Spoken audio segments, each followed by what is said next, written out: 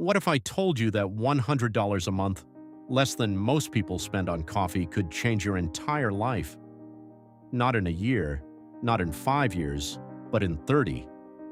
This is the story of two paths, one that most people take and one that almost no one does. You're 22 years old. You just got your first real paycheck. It's not much, maybe $2,500 a month after taxes. Your friends are spending theirs. New phones, new shoes, weekend trips to the city, the good life. But you do something different. You take $100, just 100, and you put it into an index fund. And then you do it again the next month, and the next, for 30 years. This is what happens. The first year feels like nothing. You watch the account grow slowly, 100, 200, 300.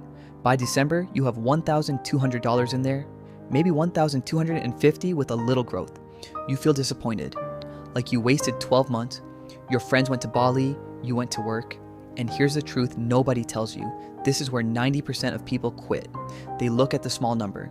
They feel stupid. They convince themselves it's not worth it. But you don't quit. You don't even know why.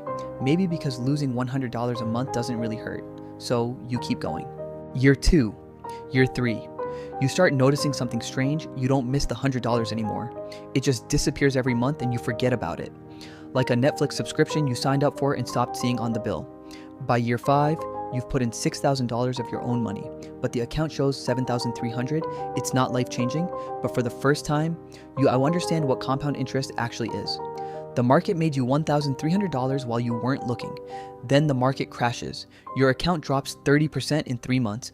Your $6,000 becomes $4,200 overnight. You panic. You almost sell. But you remember something your older brother told you. The market always recovers. The only people who lose are the ones who sell. So you don't sell. You keep buying the same $100 every month, like nothing happened. And 6 months later, the market is higher than it was before the crash. You feel like you discovered a secret. Because you did. By year 10, you have over $19,000 in the account. You've only contributed $12,000. The rest, the market gave it to you for free.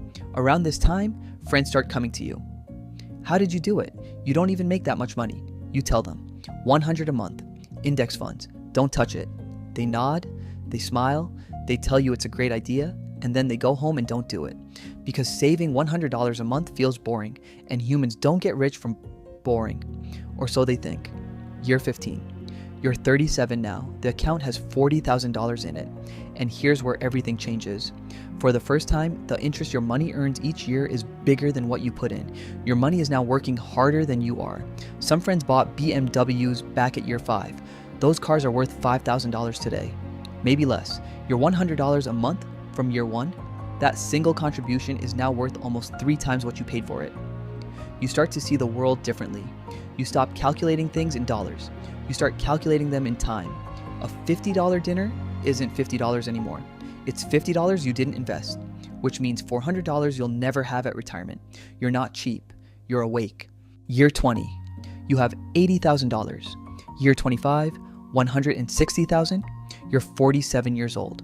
The account is bigger than what most of your colleagues will ever save in their entire careers.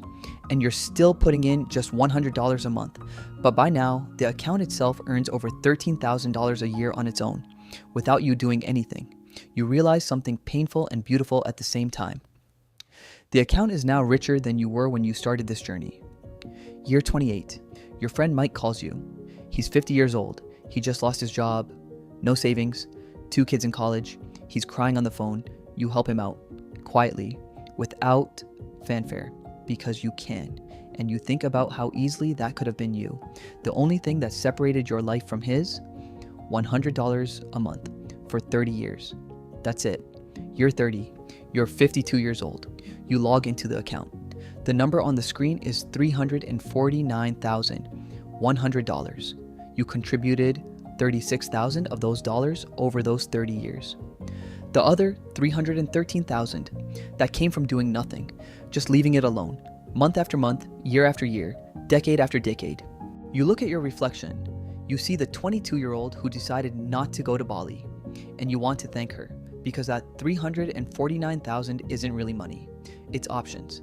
It's the ability to quit a job you hate, to take a year off, to pay for your kids' college without debt, to say no to things you don't want to do.